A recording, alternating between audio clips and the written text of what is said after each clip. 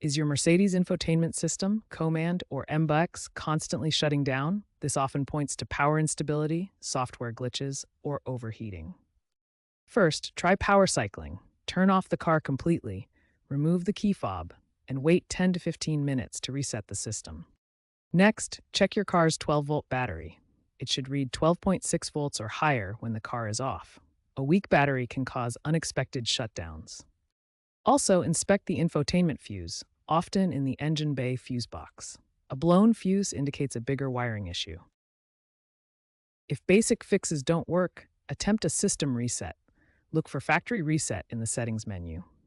For MBUX, you might find a Wipe and Reset option in the Developer menu by tapping the version number multiple times to access.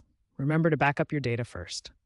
As of 2025, Mercedes offers over-the-air updates for many models, which can fix software bugs. If problems persist, it's time to visit a certified Mercedes technician. Diagnostic tools like Zentree can pinpoint the exact issue, such as a faulty power module, ensuring a proper repair. Ignoring the problem can lead to costlier repairs down the road, so professional help is key for persistent shutdowns.